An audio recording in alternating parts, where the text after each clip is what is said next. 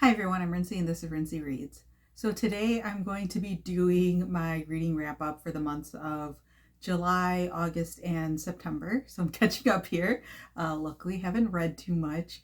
Uh, Although I guess you could also say that I'm technically doing a wrap up for just August and September because the first book that I read, or the only book I read in the month of July, or finished in the month of July, was The God of the Woods by Liz Moore. And I already did a full review of this book. So I will link to that video in case you are interested in hearing my thoughts about it. My quick little synopsis, or not even synopsis, my quick review is that I absolutely adored this. I really love Liz Moore as an author. This got a 5-star rating for me and is probably going to be my favorite book that I read all year. All right, so on to the books that I haven't talked about yet so far. So first up, I have The Sleepwalker's Guide to Dancing by Mira Jacob. This is a book that I've had on my list of books to read for a while now. I read Good Talk by Mira Jacob, which is her graphic memoir about her becoming a mother and raising a biracial child and things like that. And I just absolutely love that book. And I've kind of had Mira Jacob on my list of authors to read for even before Good Talk came out, just because she is also South Indian like I am.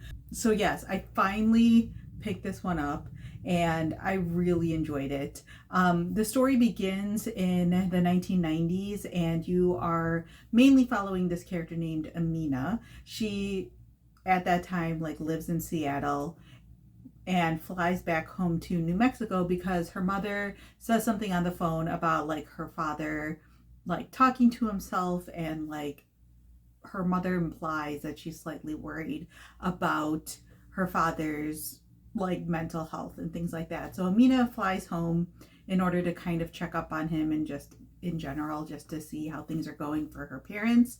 And it turns out that he is starting to have conversations with people who have previously passed away. And so this story is basically like a family saga. There's multiple timelines in which you are following this family. There is the 1990s, which is basically considered present day. There is the 1980s in New Mexico. And then there is the 70s, learning a little bit about the parents' lives in India, as well as what happened after they moved to the United States and things like that. And so the story kind of continues as you learn about this family's history, and you also just learn about what's going on with Amina's dad. He's a really renowned brain surgeon and all of these different things, and he's denying that there's anything wrong with him or anything along those lines, but there are definitely crumbs of things that are happening, along with Amina needing to kind of reckon with her own past and things like that. Yeah, like I said, I absolutely adored this book. If God of the Woods is my favorite book, this is probably my second favorite book of the year.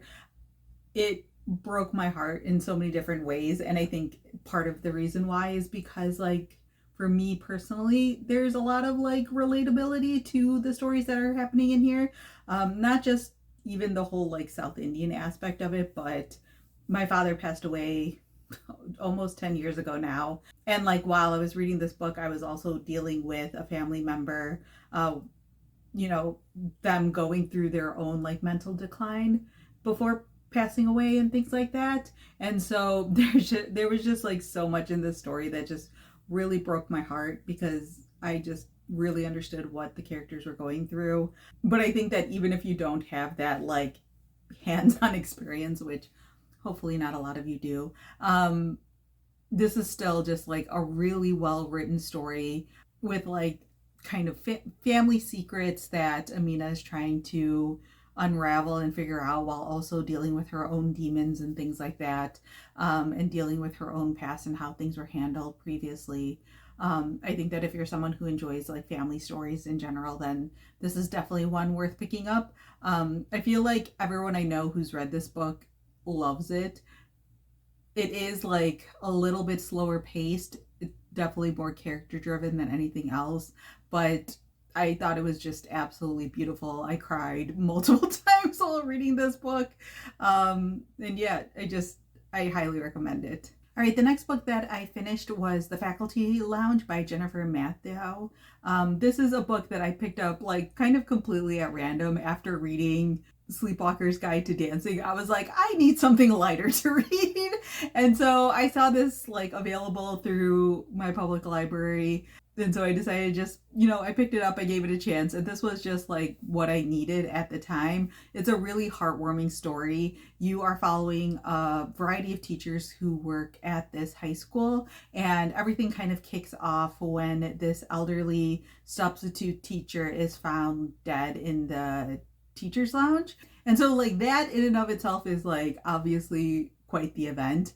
But then a few weeks later, they find out that in his will, that substitute teacher has requested that his ashes be scattered at the high school because he was previously a teacher at that high school, and he has like such fond memories of being a teacher and things like that. And so this is kind of like the events that tie everything together and start things off. But each chapter in this book follows either a different teacher or the guidance counselor or the principal and things like that. And so you're kind of getting like this holistic view of what's going on in this high school.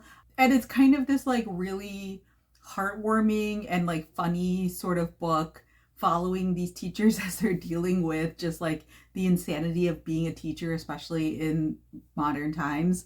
Like if you are someone who enjoys a TV show like Abbott Elementary because of like the perspective it has on school and teaching, but it has like a very like positive outlook on things, even though things are really difficult, then I think that this might be a book you would enjoy. You're dealing with these parents who have very strong opinions about the things that their kids are going through. The high school takes place in Texas, and you see some of the commentary around like the rules and regulations of what is and isn't allowed through like the English teacher and the school nurse and things like that.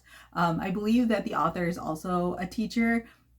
And so it feels very like realistic to me. Like I'm not a teacher, but my sister's a teacher. I have friends who are teachers, and it feels like the hijinks are not that far off from what it really is like for teachers. And so yeah, I feel like this is just like a quick lighthearted read. Obviously there's emotional stuff that happens here, or like things with emotional depth. So it's not just a complete fluff read or something like that, but it does make you feel better at the end of the book, or at least it made me feel a little bit better and a little bit hopeful, the same way like Abbott Elementary does. And the final book I have to talk about is The Unlikely Village of Eden by Emma Nadler. This is a memoir, and it's a book I picked up honestly completely at random. I was in North Carolina recently and went to an independent bookstore, and I just like saw this one on their nonfiction section, front facing out and all that stuff. And so I just kind of picked it up to see what it was about, and like read the first like little bit and was like, okay, this is really appealing to me. So like I said, it's a memoir, and this mainly focuses on Emma Nadler, not just becoming a mom, but with her second child. The child has a rare genetic condition that leads to a significant amount of disabilities. And so it's about kind of like her becoming a mom to someone who has disabilities, what it means to become a caregiver, and what that looks like in the United States. The way that she has had to like redefine what family is. And, she talks about the village that forms around Eden, that is not only there for Eden, but is also there for her and her husband and her son, who's older, and things like that. And kind of like how they have all basically like saved them and saved their sanity in this like really difficult position. Yeah, like I said, I really, really enjoyed this book. I think I gave it a 4 out of 5 stars. I will say, I think that part of my enjoyment comes out of the fact that I'm going to become a mother very soon. And originally I was a little bit hesitant about getting this book because, as of right now, there's no indication that my child has any sort of like genetic conditions or anything like that, but you never know what could happen. And part of me was like, is this going to be like depressing for me or like it raised my anxiety or anything along those lines. But I honestly think that this did the opposite. The way Emma Nadler talks about like her own struggles with becoming a caregiver and what it looks like for her as a mom to have to sacrifice a lot, but also learning how to reclaim some parts of her identity in order to like save her own sanity and things like that, I think are kind of universal ideas when it comes to motherhood. There are a lot of people who can put pressure on moms to like become complete martyrs, in order to like serve their children. And like, yes, there of course is going to be a sacrifice in becoming a mother and a father, but there's also needs to be a balance of like the parents taking care of themselves and, you know, doing things for themselves and stuff like that, that like feeds their soul. It also really talks about like what I feel like raising a kid in the United States currently is like. I think that there's obviously like this strong message of individualism in the United States and in like Western society in general. But this book really emphasizes how much the idea of like it takes a village to raise a child is necessary. Like whether your kid has a disability or not, like I don't know how it's possible to like raise a kid without the support of other people around you. Like she talks about her own parents and like decisions in here about where they should live and things like that in regards to like who they can get for support. She talks about like the strain on her marriage and things like that that happens over the course of, you know, the decade or so that I think her kid has been alive. She talks about like the complexities of feelings that happen when you become a parent, you know, like the grief over watching like her youngest child like not being able to express herself the way that other kids are able to, or like not being able to experience certain things because of physical or mental limitations, the amount of time that they've had to spend like at the hospital, you know, all of these different things like come into play with her kid and like becoming a parent and stuff like that. And so yeah, the reason why I found that this was actually a really helpful book because I think that this was like both an honest view of what it's like or what it can be like if you have a kid who has a disability, and kind of like learning to deal with your own expectations as a parent, and then like when you're faced with the reality that doesn't meet those expectations, reckoning with that and still finding like the joy in parenthood and stuff like that.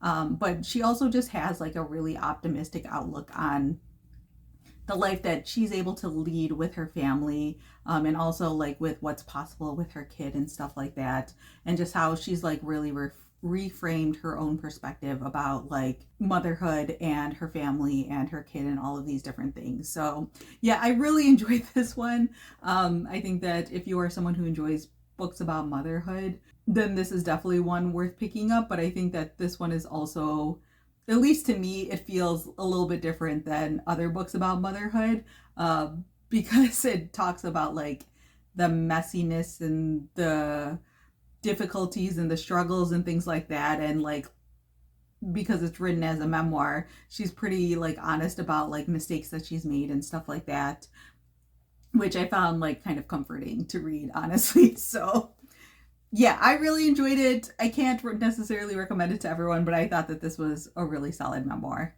All right, so those are all of the books I have read through September, which is very exciting. I'm recording this at the end of October, and so I might be able to do like updated videos and stuff like that, or relatively on-time videos from this point forward. Maybe. We'll see. I probably jinxed myself. But yeah, if you have any questions or comments about any of the books that I talked about here today, feel free to leave that down in the comment section as well. Or if you've read any of these, I always love talking about these books in the comments as well. So feel free to leave your opinions on what you thought about them, even if you didn't like them and I did. So yeah, that's all I have for now, and thanks for watching.